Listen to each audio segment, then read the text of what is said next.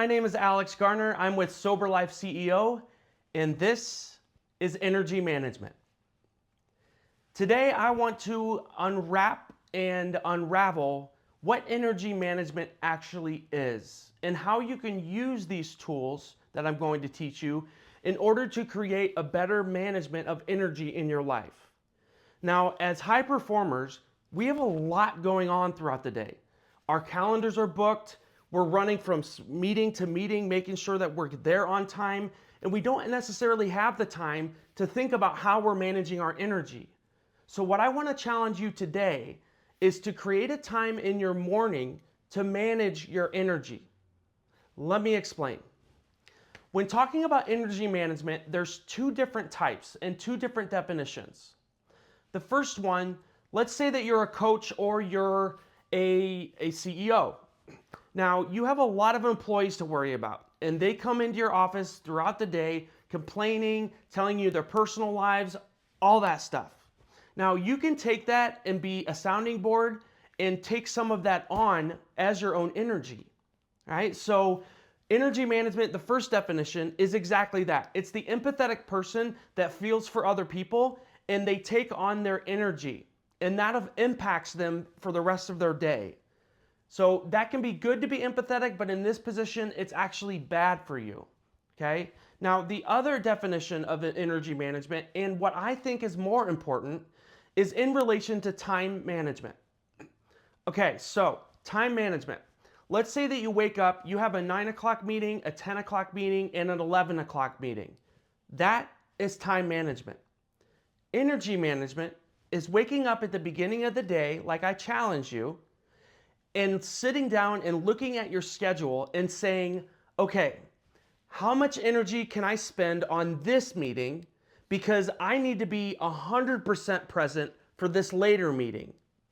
Okay, so 9 o'clock meeting, it's an important meeting for me to be there, but I don't need to be fully tapped in. I don't need to be drawn in on drama if something dramatic happens. I'm only gonna mark that for 60%.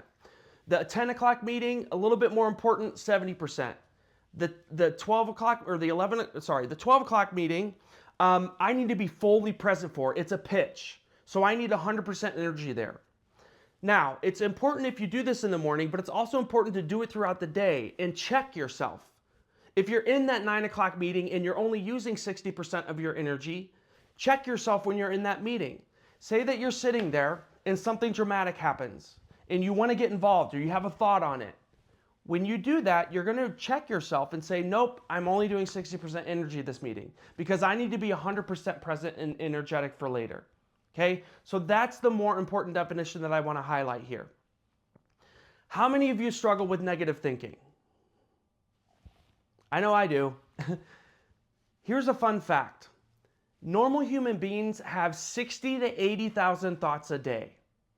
That's a lot of thinking. 80% of those thoughts are negative, and 80% of them separately are repetitive.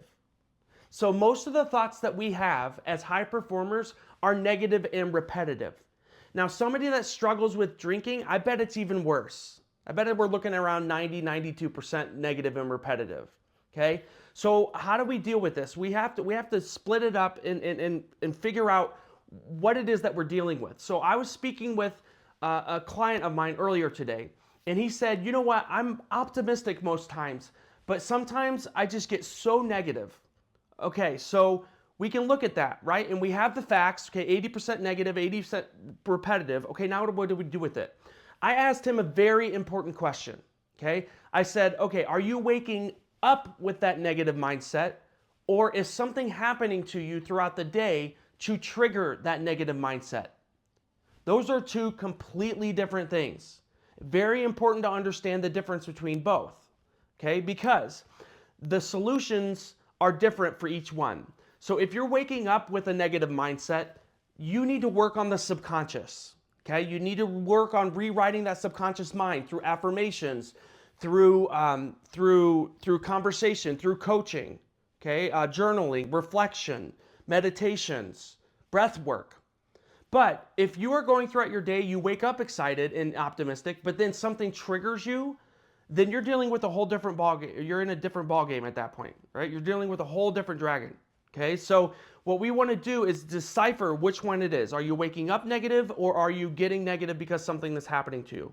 Because if it's something that's happening to you, then you need to work on your triggers. You need to work on your boundaries, your expectations of others, and expectation of yourself, right? So see how those are two completely different problems, but they're forced into one.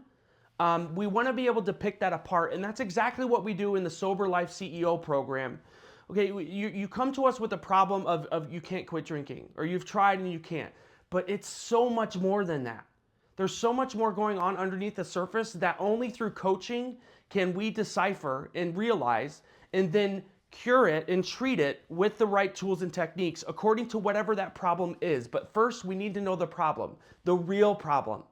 Not the problem that you can't quit drinking, the problem that you drank in the first place.